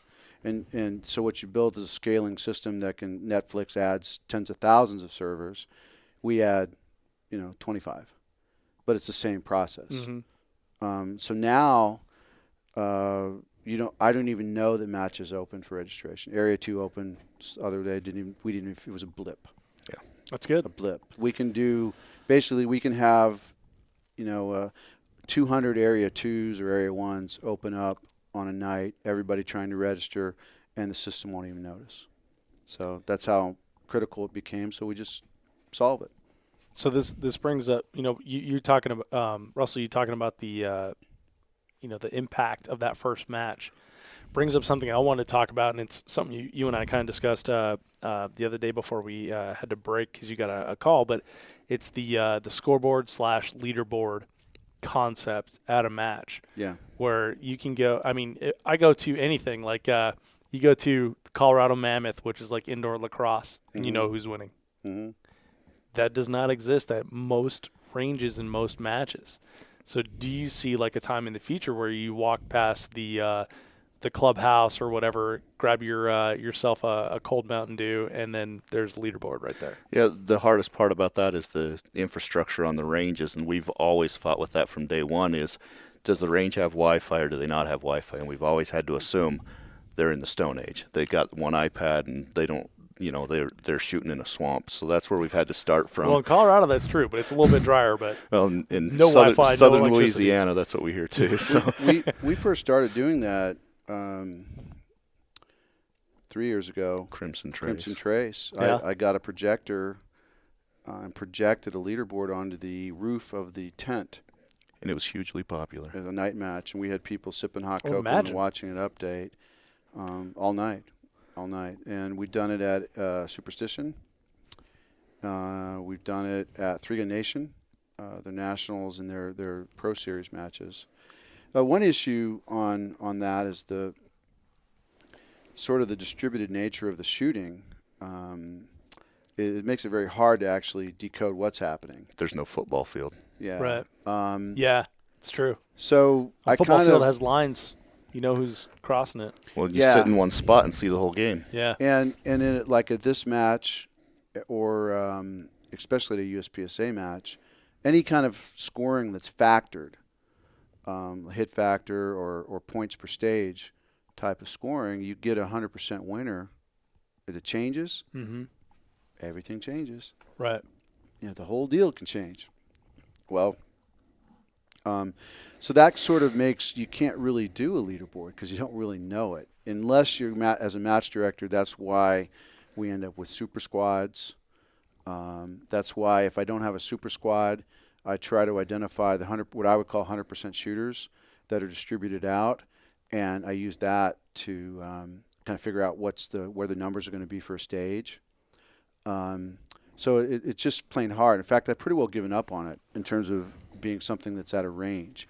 Instead, we've moved it to the web because that's where everybody wants to look anyway. Okay. When you finally get a smartphone, Dave, you can join that parade. We kind of see that as I've done stats at a lot of matches around the country, and one of the things that I think the MDs appreciate is having live updates.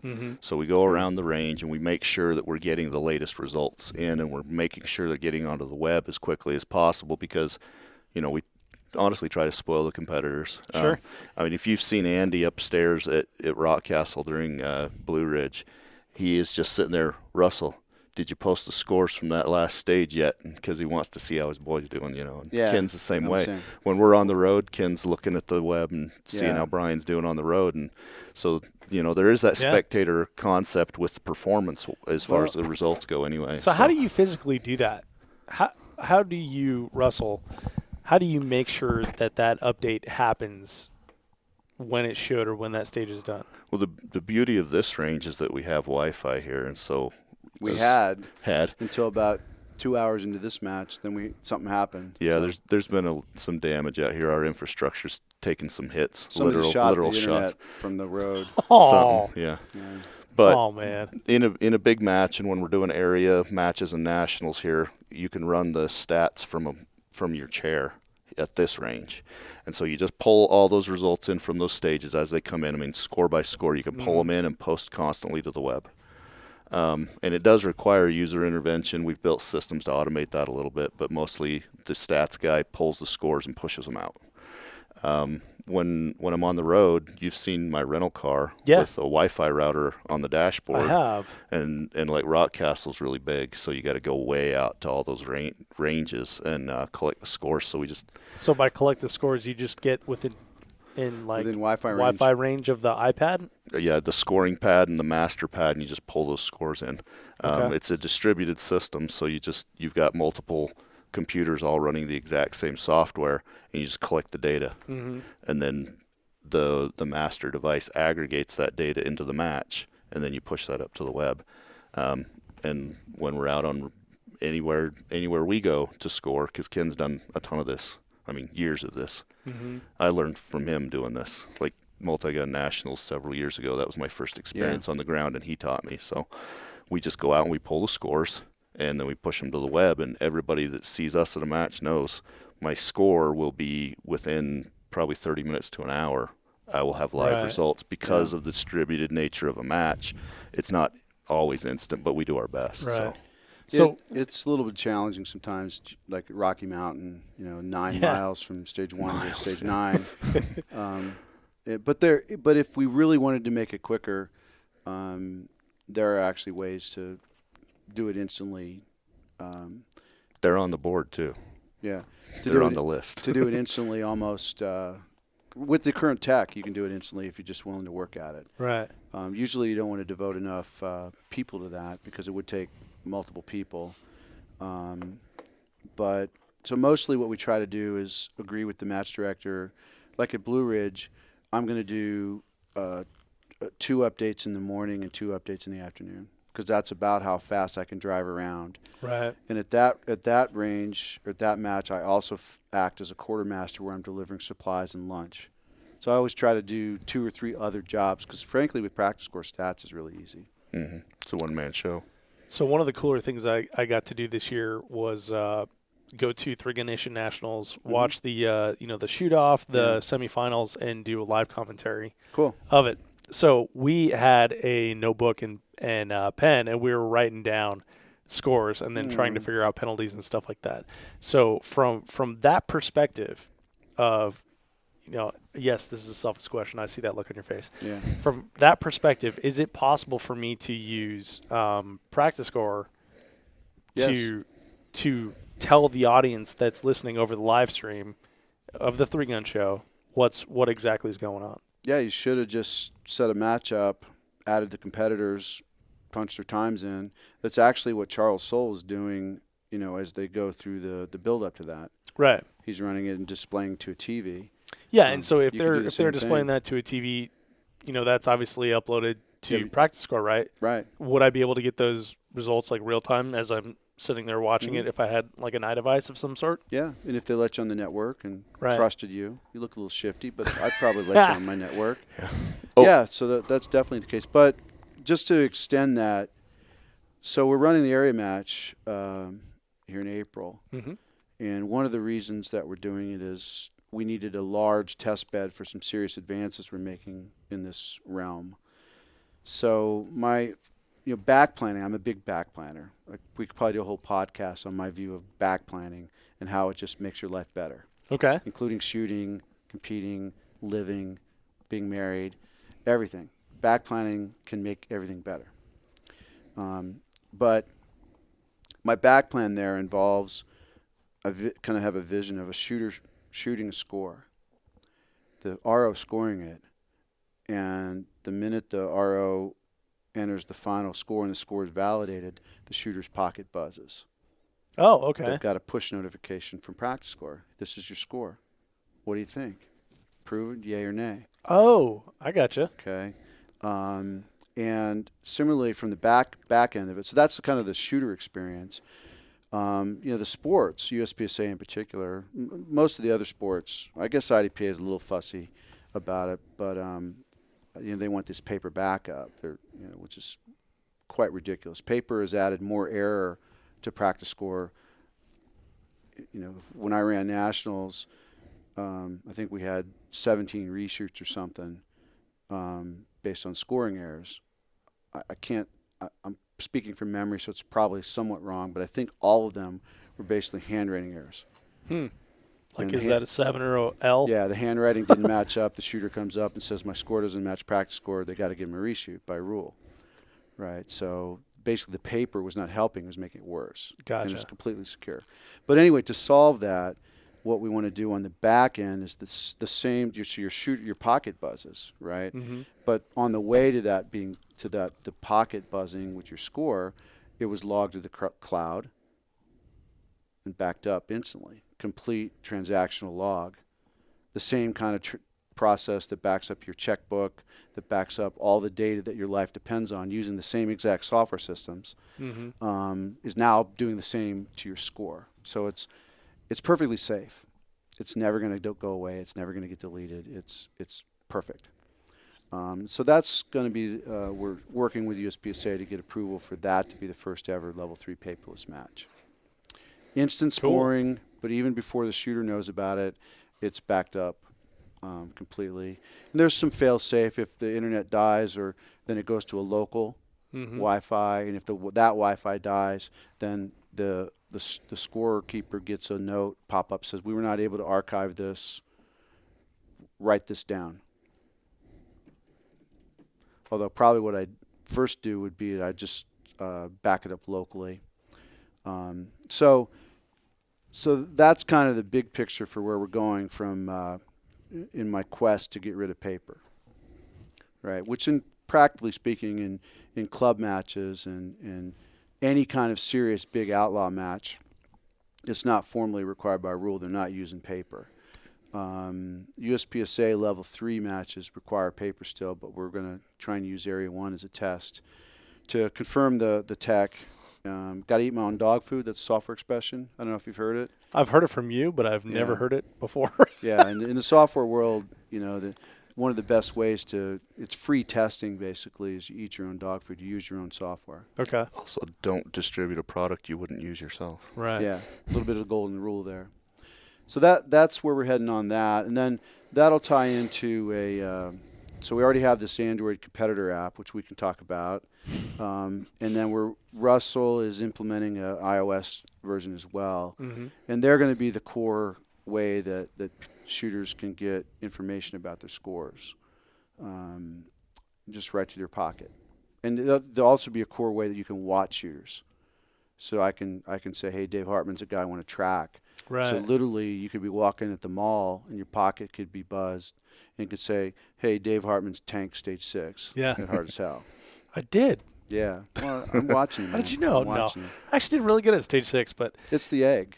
Dumb tunnel. It is. Stupid tunnel. I actually did really good on that one. I hate the tunnels. My knees kill me. So one thing I've found is the Android app. So I have an Android. Yes. Obviously is the only reason I have experience with that one. And then my experience with iDevices comes from ones I've used in matches. Right. So two different interfaces, right? One is a match input, and one is like a competitor output, right? Yeah, we call it the PractiScore competitor. Yeah. So one's data entry for scoring. So once I found out that you guys had PractiScore competitor, and I found out from one of your Facebook posts, you're just like randomly pontificating about something as you often pontificating. Do. I probably you mean sharing important critical information. Standing on a pedestal and preaching at us. But it was thinking out loud. I don't know. Oh yeah. I do that a little bit. Yeah. You think out loud. So sharing. Maybe I need to look up pontificating because that's I've a very had a lot negative term. I'm deeply. Is that really? Okay, I apologize.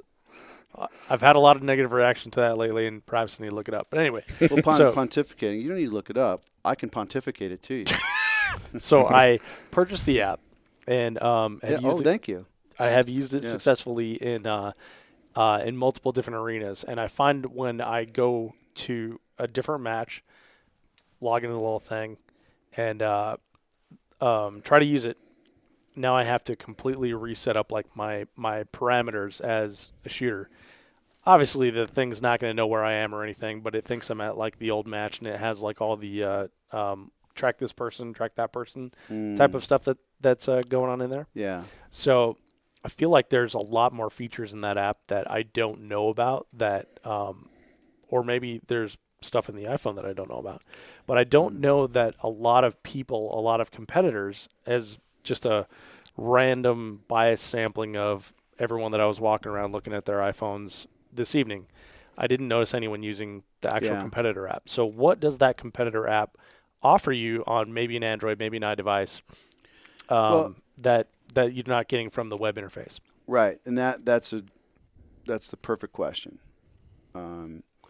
and that's why on the iOS version of the competitor app, it's really just short for the score viewing. It's really just shortcutting.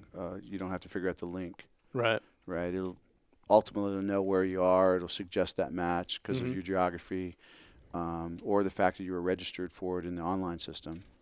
That part's nice. And it'll all just be, okay, hey, Russell, you're shooting hard as hell. I couldn't help but notice, Russell, that you're shooting hard as hell, and here are your results. And today is the day that match is happening. Well, no, I mean, to just look for scores, right? Because we know all that.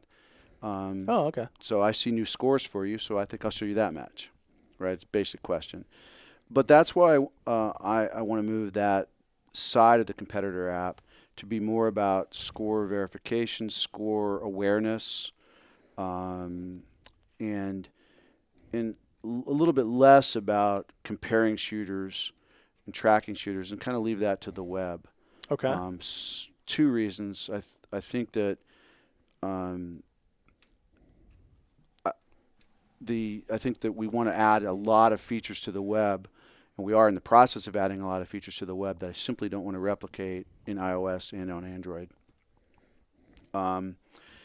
And also, practically speaking, I need to do something that everybody will use, and I don't think that means that I can sell it. Right? I think it just needs to be part of the normal web infrastructure that people can just browse and go there. The paid app was an experiment. The gentleman who's the main developer for the Android wanted to try it. I'm a huge fan of giving people their lead. Mm-hmm. Like, go ahead. So all the money from that app goes to him, which is great. But I don't necessarily want to do those features on iOS, and I want to do them, some variant of them, on the web so that they're available to everybody. And I want to turn the competitor app into something more for what helps you do what you need to do to match. Mm-hmm. A live tool. Yeah. That would be totally cool. I also want it to be something a match director uses, because remember the customers. So, as an example, I need to be able to send a message to a shooter, and I want to know that they have it in their pocket. Like, we had a issue where I had to change some rulings on the shoot house. Mm-hmm. So I had to go find a bunch of people and figure it out, and then go track them down. I would much rather have their pocket buzz and say, "Come see Ken at HQ." Yeah. Or, hey, we found your first Max shotgun. Exactly. So a match communication thing, a match. Basically, I want to make the matches better, make the club, the match director's job easier, the range master's job easier, the stats guy's job easier, and the competitor has a job in a match too. I want to make that job easier too. Sure. That's what I want the system to be about, and I want all the other stuff to just push up to the web. Yeah, and I would say, you mentioned, Russell, using it as a communication tool, as a live tool. A live tool. Mm-hmm. You know, I kind of look at the sports this way, is that I know a lot of people might not think this, but one of our goals is to help the sports grow. Yes. We see it as a Second Amendment issue, a freedom issue. We see it as something we really love. We care about it. We honestly care about it. We have friends in this thing. We're invested in it. Almost all my friends are in this. Yeah. Yeah, samesies. So what we're doing here is really trying to grow the sport. And one of the things that, personally, the way I see it, and I think we have this vision all together, is that making it more live and more audience friendly, more visible, more viewable will make it better and make it grow. And the closer we can get to making everything live, the better our chances are of making this thing grow the fastest, because it needs to be live. And so these tools will go towards that goal of making it live. Yeah. We can get match directors to have results that are constantly live, and the competitors have access to those results, because of the nature of it. Like, there is no football field. It's all over the place. Yeah. The closer we can get to that goal, the more we're going to help the sports grow, the more we're going to have it become popular and get it more visible to the public as a real, safe, good thing for people to participate in. And we don't necessarily care about exposing it to all the public, but it'll just help the sports grow. It'll make it better. As an example, the current web initiative I've got, the system has grown to the point where just maintaining it is a chore, right? We have 700 and some clubs. I think on any given week, we've got about 12 to 16,000 people registering for matches through the online system. So it's gotten to be pretty large. But we do, I'm always trying to move it along. So this month's initiative is to get the sponsors some love from PractiScore. And again, it's part of helping Ken as a match director. Right? You saw how much I wanted to do at the awards tonight, how focused I was on trying to give the sponsors a positive platform to get in you guys' heads, right? And I just told you what I wanted to do with the sponsors, buy their stuff. right? Or Right. tell somebody about it. And so you have sponsors. My son has sponsors. I don't have sponsors. Oh, you don't? Well, No. Talk to TPC. We'll hook you up. Okay. I thought you were represented by the Three Gun Show. Yeah. Hey, I know the guy that writes the checks for that. Matches have sponsors. Stages have sponsors. So what Brian, the web guy, is working on, just putting the finishing touches on right now, is our sponsor system. So me as a match director, I'll be able to specify the stages and the sponsors, and that'll flow right through to the scores. So you look at stage 2 if True Spec is the sponsor of stage 2, you're going to see True Spec's sponsor information when you look at the results of stage 2. Cool. And when you click on the link, they're going to know that lead came from Practical Shooting, and that's what Russ is talking about, helping the sport. That's great. And you as a shooter, like my son has, TPC, Terran Tactical, MGM, Loophole. He as a shooter is going to list his sponsors in his PractiScore account, and when you look at his scores, you're going to see his sponsors, and they're going to know that inquiry or that visit to their product came from Brian Nelson. I think that's great. That adds value to the shooters as sponsored shooters. It adds value to the sponsors as contributors to the sport. It's just what needs to be done as we move to the live system that Russ is talking about. At any given time on a weekend, we'll have some. This is how it works. You get 27,000 practical shooters, right? We're getting about 12 to 15,000 active on any given weekend. We got about 100,000 people looking at the scores. Right. Different people. Wow. Right? So there's an interest outside. There's family members, friends, people that aren't shooting that match but are just checking, seeing what's going on. So it's a really good platform. The best I can estimate it is that, like for instance, the eyeballs that practical shooters give to Facebook, right? That hates practical shooting, right? That hates guns, that hates everything that we're about, thinks we're a bunch of hicks. Tries to limit the exposure. Probably $12 to $15 million a year of clicks and ads and impressions are going to Facebook because of what we do and what we talk about and where we talk about. And I think that's stupid, and PractiScore is going to take that away from Facebook the minute I can get it done. We want to like it. We want to take that whole audience. Yeah. Yeah. I mean, so as an example, the live stuff, if you have a video, I would say within the next 3 months, if you have a video of a stage, you're going to be able to associate it with your score on PractiScore. And when you see your score, I'm sorry, answer the question. No. When you see your score on going. PractiScore, there's going to be a little video icon, right? And you're going to be able to see the video. I don't know yet if we're going to host it or if it's going to go to YouTube. I kind of want to host it ourselves so that we can control it, and YouTube might ban shooting videos for all I know. Yeah. And then Plus they serve ads and all that. Yeah, and so I just want to. I guess it's a weird business model, but I want to make a business out of hosing Facebook and YouTube.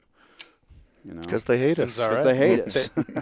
Yeah. And if So, I can, they if I can afford to do that on the, relative, as part of my effort to get my engineers to be rigorous, because I need to do it anyway. If I can accomplish my mission of helping my club, and my secondary mission of telling people that hate us to go pound sand, then so much the better. And I think I just summed up in a sentence what PractiScore's all about. I like it. So. Well, I did not expect it to go that way, but I'm totally behind you on that. Facebook absolutely drives me nuts. They limit absolutely everything that has to do with guns in who views it and everything. So the thing we're going to release, I think this week, is actually a complete classified system for selling stuff globally. Like you can go in and sell anything practical shooting related on the Practa ads within PractiScore. You can do it based on a match, so you can look at what people are selling that are coming to the same match as you. Mm-hmm. Oh, right? really? So, wow. Yeah, I got a Versamax for sale. It's a piece of crap, but you can buy it cheap. Right? Maybe I ought to rewrite that ad for you, Dave. But it's not my Versamax. That wasn't mine. And that's a prime example of our reaction to Facebook shutting down. We have this 3 Fun group that's selling stuff. Yeah. Yard rakes and shovels. Yeah, you are. That's what we call ourselves. It's just a matter of time before they. I mean, they have automatic. Some dummy's going to actually put Glock in there instead of Flock, and Facebook's going to auto catch it and then shut the thing down. Yeah. So that's an active problem for my club. We've had 2 or 3 get shut down, practical shooting equipment user groups and pages and stuff. It's a problem for people that want to get Square and Stripe accounts, because we used to have a classified section on our club website.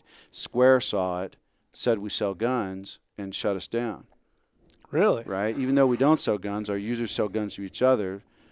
They were just, right? So that's the other thing I want to hose is Square and Stripe. Look for PractiPal in the future. PractiPal. I'm down. PayPal.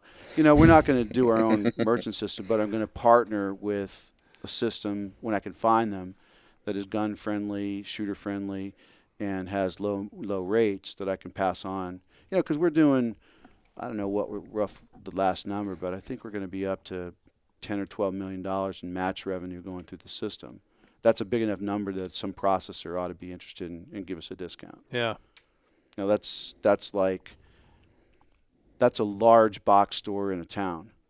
That's Best Buy, right? Right. And so they would get pretty good rates. So, so if I can help my club and myself in the job I do here, if I can have something useful for new engineers to work on so they can prove that they can become rigorous, or we can teach them to become rigorous so they're safe to work on the big stuff, and I can hose companies and organizations that hate us, win-win-win. Sounds amazing. Yeah, that's it. I know a lot of people wonder, what the hell's Ken doing? And I'm glad you gave me the platform to explain it, because that's it in a nutshell. Yeah, I've not trying to take over the world, not trying to put sports out of business. I'm just trying to do those 3 things. So I've been hearing, rumors on the range and stuff of like, oh, there's, changes PractiScore coming. It's going to be this and this and this, and it's nice to get that stuff from the guys that are in the trenches working on it. So yeah, it's it sounds like you guys have like a lot of cool stuff coming up with PractiScore. I think there's an amazing amount of stuff coming up. It's really coming together. But again, it's just based on what we need, right? Right. What the match directors need. And so, last little topic I want to go down is, Russell, you kind of alluded to it a little bit with people following at home on the website and everything. But do you see this as being like, I've had a lot of people hit me up and say like, oh, we need a 3-gun fantasy league or something like that. Do you see the stats being to that level? I've been talking about this for a few weeks, and basically we got a lot of data. We have a huge amount of data, which can we actually statistics. have companies approaching us now about data. Okay. And which just surprised me. I never really thought about it, but apparently that's potentially valuable. And I have no idea. Certainly not going to disclose anything personal. Sure. But I'm willing to talk to people. Like I have talked to like sports. Like sometimes USPSA will call me and say, hey, how many PCC shooters we got? Yeah, general, okay. like general so data, statistics, data, not personal data. Right. Aggregated, anonymized stuff I'm pretty open to for people that have a valid use for it. Mm-hmm. Yeah. Go ahead, Russ. I was just going to say, along those lines with data, that's what pretty much baseball is, right? I mean, people who follow baseball follow data on baseball, right? Right. And fantasy leagues, and I just got one word for you, and I probably shouldn't say it, and maybe you can edit out later if it's a dirty word, but gambling. Yeah, I have. It's not a dirty word at all. From almost my first day on the range, I said, this sport isn't going anywhere until you can bet on it. Mm-hmm. That's actually one of the things I want to do with PractiScore. I want to provide a way to handicap. Make book. I want you to tell Russell how many seconds he's got to give you on this next stage for lunch, and have you guys both be confident that it's a good bet. If you want folks to watch it and get into it, like fan base, you got to give the fans a stake in it. Well, I mean, I've never really played too many rounds of golf with other people where there wasn't some money on the table. Yeah, for sure. Skins or shot lunch based on who's going to buy lunch at the turn. Well, okay, my uncle and I used to have a bet every time we played. I'd have to give him one shot a hole and 2 shots on any hole that he chose. right? And that would determine who would buy lunch, and it made it darned interesting. But all this is just idle talk. Yeah. Well, I mean, these kind of projects are tertiary to the first thing is keep the thing running smooth and help and doing what it needs to do to keep the matches going.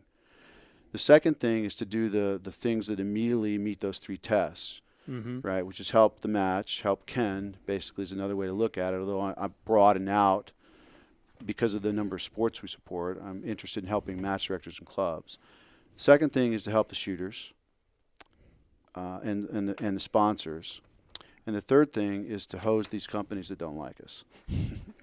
And all this is not entirely altruistic. All these goals, a lot of them go towards helping people, but it is a company. We do want to make money, and so we're going towards trying to serve the customers in a great way that also benefits us. So the ad thing is going to give the people who are using PractiScore something to see that they can also help support the people who support the sport and make everybody improve their lives. We'll make money, improve the companies, drive more business to good companies, things like that. So the number one question I get about PractiScore is how come I do it for free? Right. That's what I was getting at. Yeah, and I didn't want to ask because I was hoping that it would continue to be free if I didn't ask. Yeah, it's all well. There's a PractiScore has a saying, and I mean, and I'm flat out 100%. I'll say it again. It's always been free, always will be. It's in the app descriptions and on the homepage. That was what was necessary to have sports and matches and clubs trust us to do this, right? If they, a lot of times people always look at stuff and say, "What would I do if I had that power?" Right? And I confess, I've got a lot of power in practice shooting. It's completely unintended, but I do, and I take that, I view that with great care. And so I've tried to explain in this discussion, the three things that I'm really trying to accomplish with PractiScore. But at some point it's grown to the point now, there's 5 people working on PractiScore. That's a lot of people, and you add up the money, that's a fair amount of money.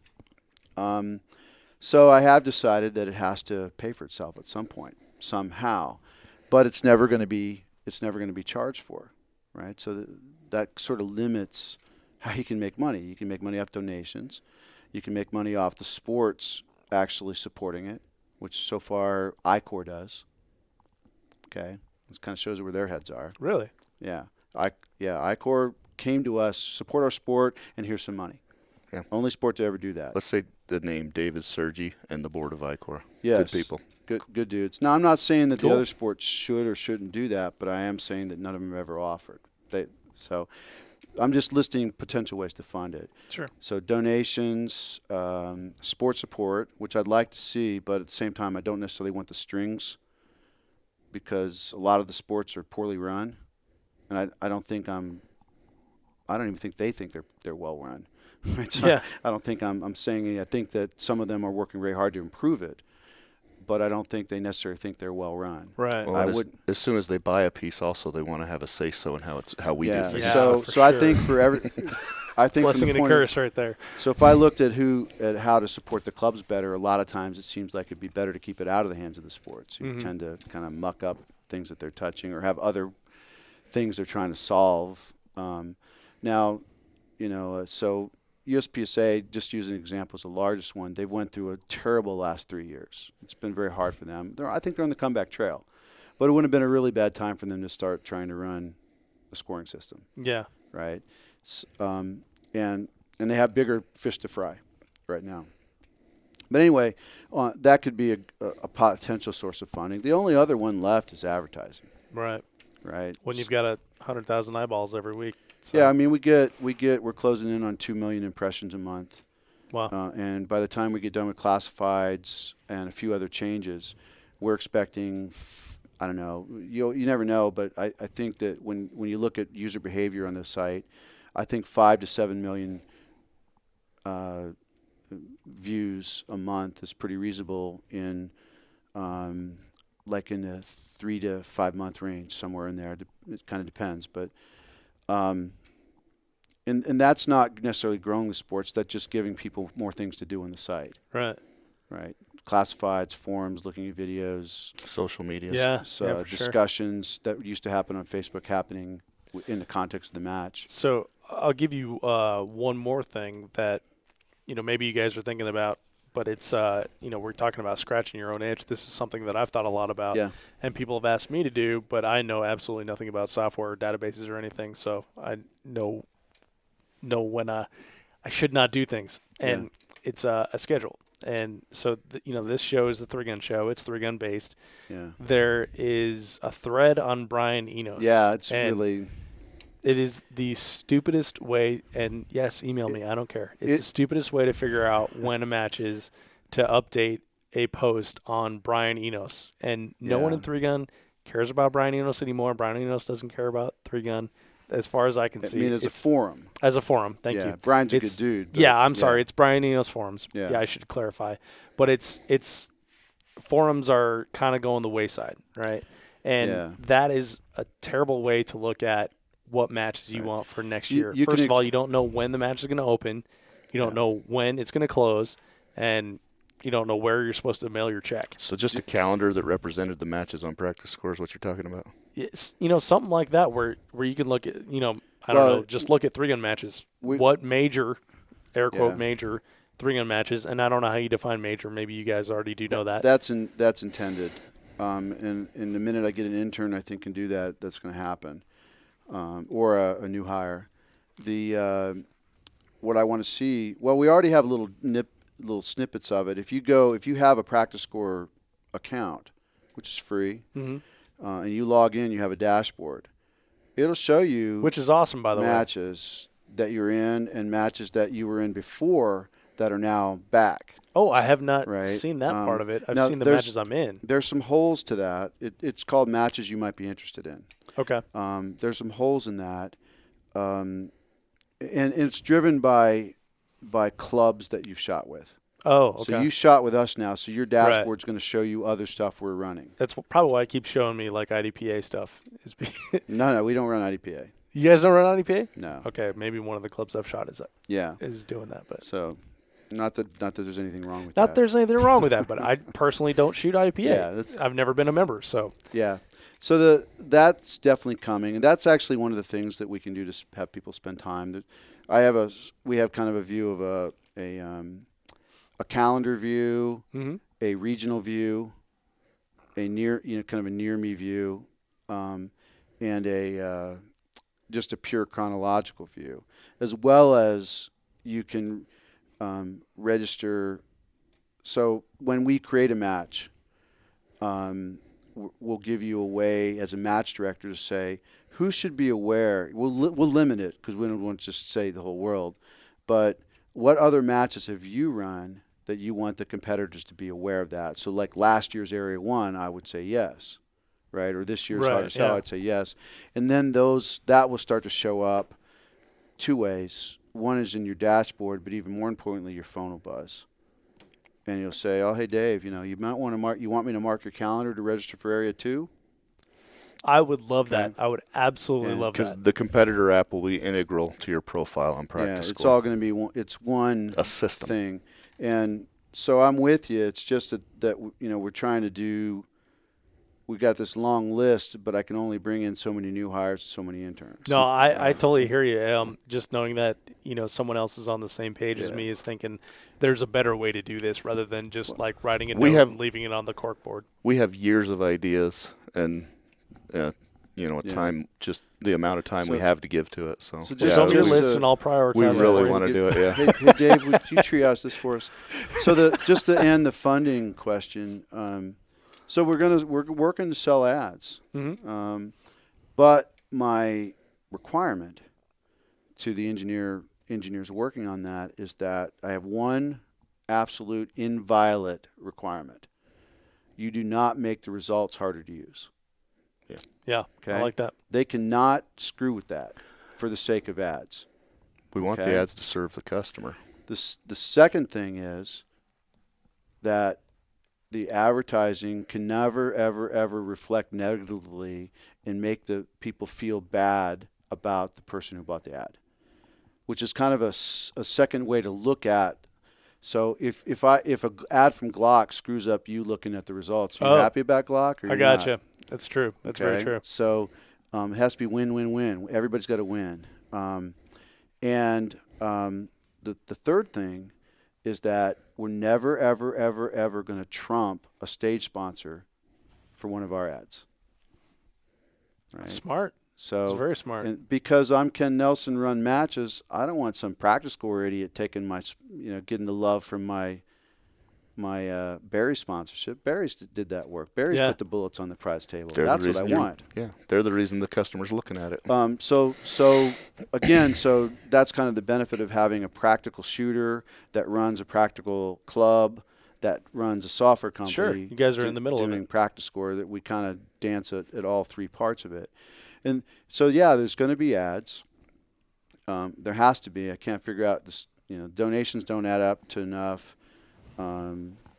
Sports don't seem to be particularly interested in contributing. They sure like to call up with ideas, which is fine. We have good relationships. We have great relationships with them. Sure. And I work very hard at it. I don't mean to sound negative. I'm probably a little tired.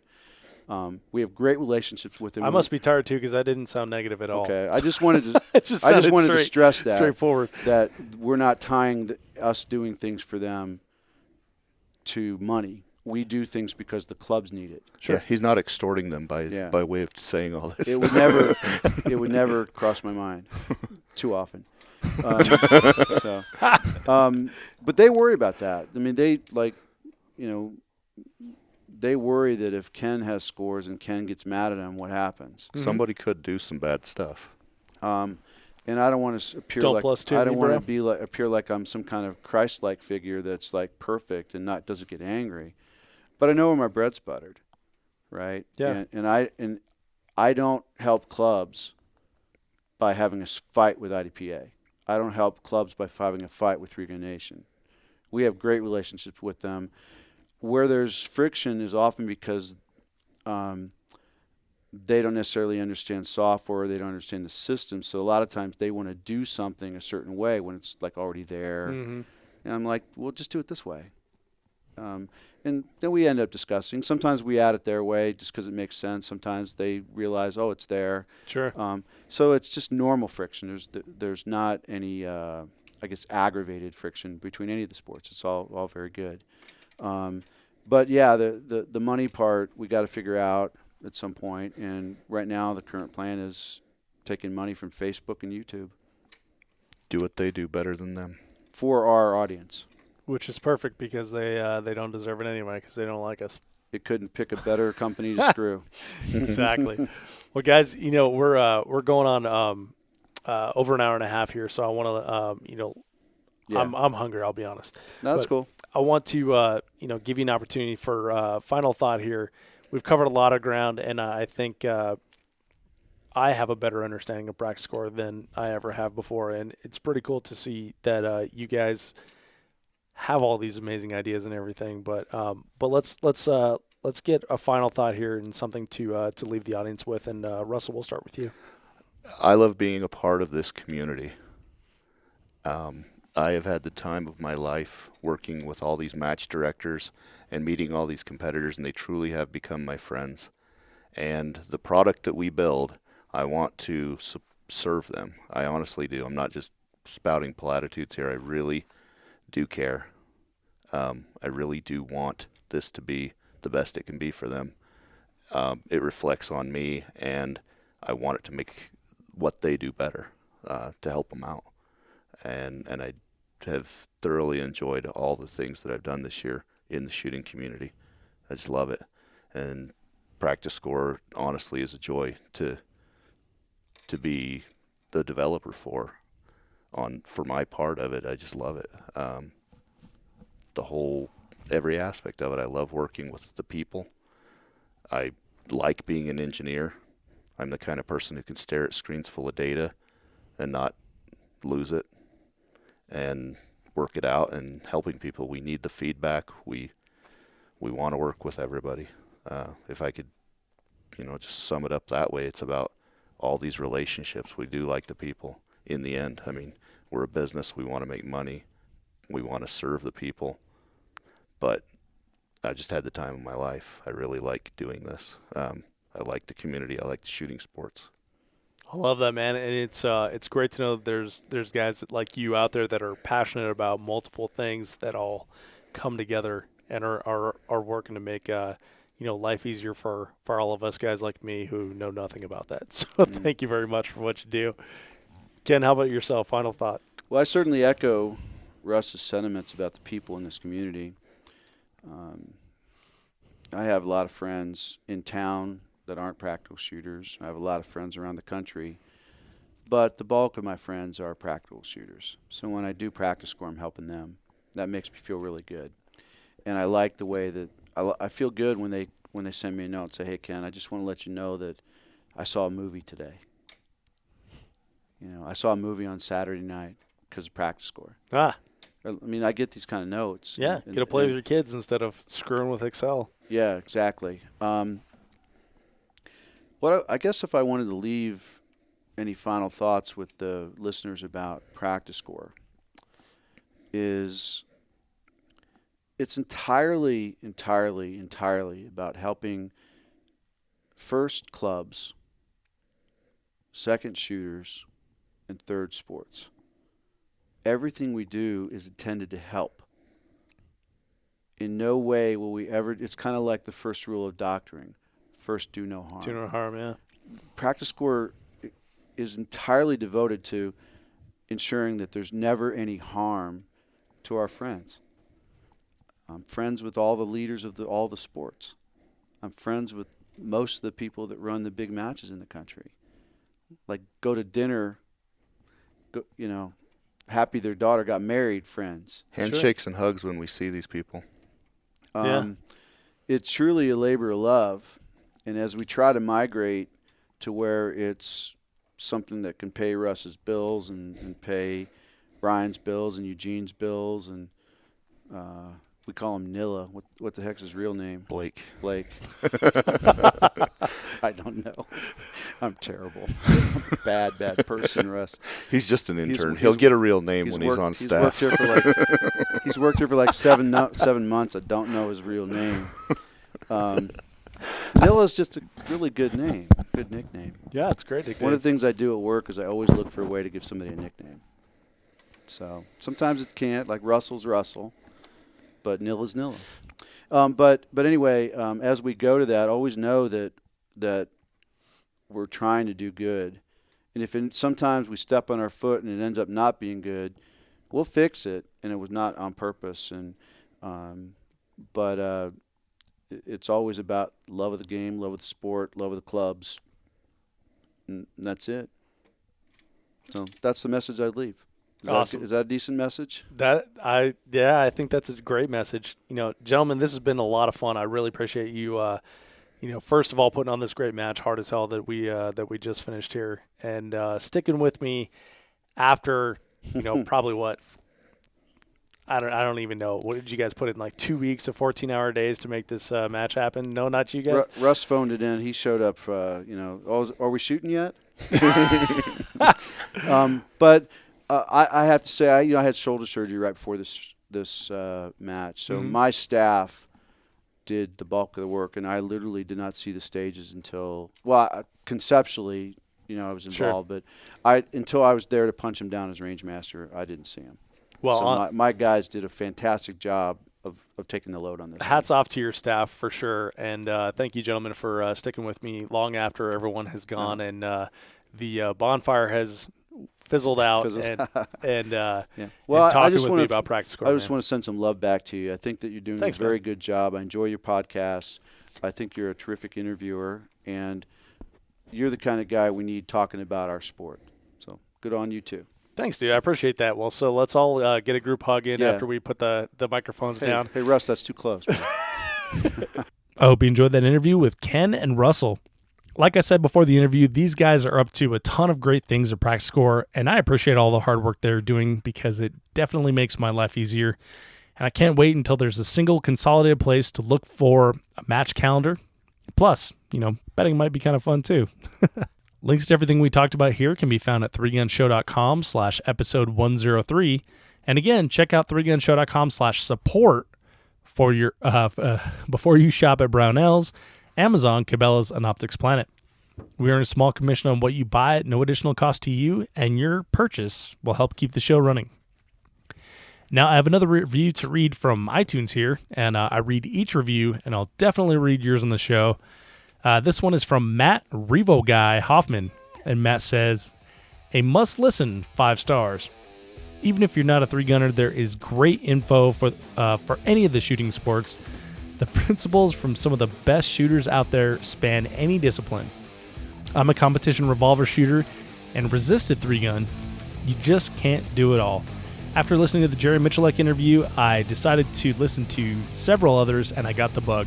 I came for Jerry, and I stayed for Dave. Listen. Well, thanks, Matt. That's a high compliment, man, and I totally appreciate that, and I'm glad to have your ears. Thanks for being with us. And for everyone else, thank you so much for downloading, listening, and subscribing to the show. I'm Dave Hartman, and I'll catch you in the next episode.